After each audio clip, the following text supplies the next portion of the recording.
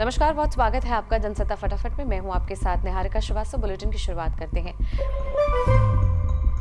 दिल्ली के Saint Columbus school के 10वीं कक्षा के छात्र शौर्य पाटिल ने 16 साल की उम्र में आत्महत्या कर ली। उसने राजेंद्र नगर मेट्रो स्टेशन पर प्लेटफॉर्म से कूदकर अपनी जान दी। इस मामले में अब तक 4 टीचरों को सस्पेंड किया गया है, लेकिन परिजन अभी भी न्याय की गुहार लगा रहे हैं और स्कूल प्रशासन पर गंभीर आरोप लग रहे हैं। इंडियन एक्सप्रेस से बात करते हुए शौर्य के पिता ने बताया कि उनका बेटा कई दिनों से स्कूल बदलने की जिद कर रहा था। वो बार बार कहता था कि स्कूल में उसे परेशान किया जा रहा है। पिता के मुताबिक आत्महत्या से एक दिन पहले उन्होंने बेटे से वादा किया था कि उसका स्कूल बदल देंगे। सरकार का 2025 का टीबी खत्म करने का लक्ष्य अब मुश्किल लगता है। आरटीआई से मिली जानकारी के अनुसार पिछले 5 वर्षों में देश में टीबी मरीजों की संख्या 1.5 गुना बढ़ गई है। 2020 में जहां 18 लाख से थोड़े ज्यादा मरीज थे, वहीं 2024 में ये संख्या बढ़कर करीब 26 लाख हो गई है। राष्ट्रीय क्षय रोग उन्मूलन कार्यक्रम के तहत 2025 तक टीबी मिटाने का लक्ष्य रखा गया था, लेकिन बढ़ते मामलों से ये लक्ष्य चुनौतीपूर्ण दिख रहा है। पश्चिम बंगाल में शुक्रवार सुबह 5.6 तीव्रता का भूकंप आया। इसका केंद्र बांग्लादेश का टुंगी बताया जा रहा है, लेकिन झटके कोलकाता और आसपास के जिलों में महसूस हुए हैं। सुबह 10:10 पर लगे इन झटकों से लोग घबराकर घरों से बाहर निकल आए। यूरोपियन मेडिटेरियन सिस्मोलॉजी सेंटर के अनुसार भूकंप की गहराई करीब 10 किलोमीटर थी।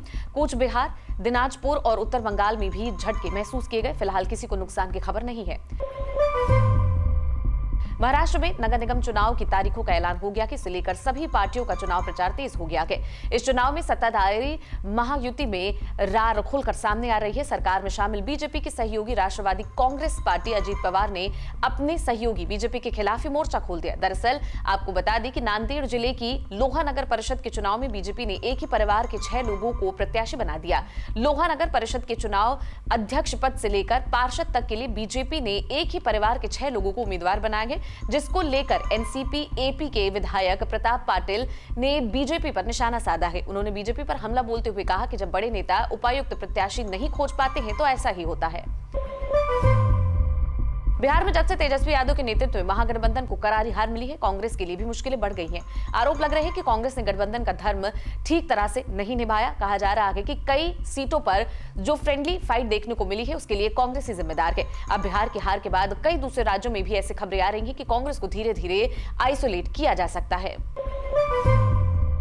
दिल्ली की एक अदालत ने उमर नबी के 4 करीबी सहयोगी मुजम्मिल अहमद गनई, अदील अहमद, शाहीन सैयद अंसारी और मुफ्ती इरफान अहमद को 10 दिन की एनआईए हिरासत में भेज दिया है। जांच में पता चला है कि अल फलाह मेडिकल कॉलेज से जुड़े एक विदेशी हैंडलर ने गिरफ्तार डॉक्टर मुजम्मिल गनई को एनक्रिप्टेड ऐप के जरिए बम बनाने के लिए 42 वीडियो भेजे थे। माना जा रहा है कि हैंडलरों ने आरोपियों को बम बनाना सिखाया और अब सुरक्षा एजेंसी इन विदेशी संचालकों की पहचान और उनकी भूमिका की जांच कर रही है। इन तीनों के कोड नेम हंजुल्ला, निसार और उकासा बताए जा रहे हैं। महाराष्ट्र के उप मुख्यमंत्री और शिवसेना प्रमुख एकनाथ शिंदे पिछले महीने 2 बार और कुल मिलाकर 1 दर्जन से ज्यादा बार केंद्रीय गृह मंत्री अमित शाह से मिल चुके हैं। बुधवार को भी उन्होंने शाह से मुलाकात की। बताया जा रहा है कि शिंदे ने राज्य बीजेपी अध्यक्ष रविंद्र चव्हाण द्वारा उनके नेताओं को तोड़ने की कोशिश की, खासकर कल्याण डोंबिवली क्षेत्र में। इसके अलावा अपनी नाराजगी भी जताई। ये इलाका उनके बेटे श्रीकांत शिंदे का गढ़ बताया जा रहा है। शिंदे की लगातार दिल्ली यात्रा और बीजेपी नेताओं के साथ बैठकें उनकी पार्टी और राज्य बीजेपी के बीच तनाव बढ़ा रही हैं। एक सूत्र के मुताबिक केंद्र नेता शिंदे के मंत्रियों की कैबिनेट बैठकों में नहीं आने से नाराज हैं और उन्हें कहा गया है कि वो मुद्दे उठा सकते हैं, लेकिन ध्यान रखें कि फडणवीस और चव्हाण बीजेपी के हित में काम कर रहे हैं। थाईलैंड के बैंकॉक शहर में चल रही मिस यूनिवर्स प्रतियोगिता का रिजल्ट आज आ गया है। मिस मैक्सिको फातिमा बॉश को इस साल मिस यूनिवर्स का ताज पहनाया गया है। First runner up miss Thailand रही है। वहीं इस साल भारत की तरफ से मिस यूनिवर्स प्रतियोगिता के लिए गई मनिका विश्वकर्मा टॉप 12 देश में शामिल नहीं हो पाई।